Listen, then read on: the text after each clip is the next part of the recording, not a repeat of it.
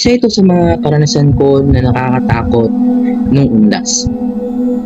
Umuwi ako sa probinsya para dalawin ang punto ng lolo ko, kasama ko sina mama at si Tito Romy. Maaga kami dumating pero gabi na nang matapos maglinis at magdasal. Habang nagkakainan sa gilid ng sementeryo, napansin kong unti-unting nababawasan ng mga tao hanggang sa kaming tatlo na lang ang naiwan. Sabi ni mama, "O Mark, iwan mo lang yan. Bukas na natin yan ayusin."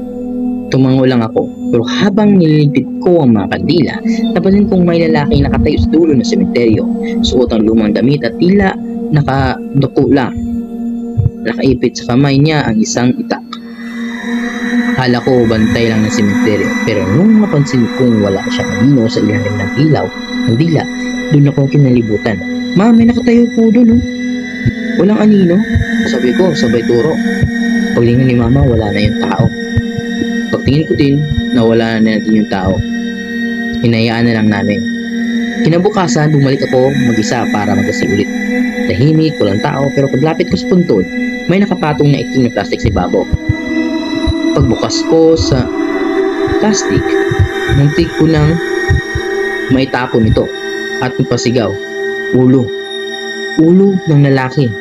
Maputla, sarado ang mga mata. Napatas ako pero bago pa ako makatakbo, may narinig akong mahina pero malinaw na boses mula sa likod. "Salamat! Salamat!" Paglingon ko, nandun na siya. Yung lalaki nakita ko kagabi, pero ngayon, wala na siyang ulo. Nakayuko, may dugo sa liig at hawak-hawak ang sariling itak. Nagsigaw ako pero wala akong marinig. Parang nalunod sa hangin yung boses ko. Tumakbo ako palabas ng sementeryo. Pagbalik ko sa bahay, hingal na hingal ako. Hindi ko may kwento ang mga nakita ko.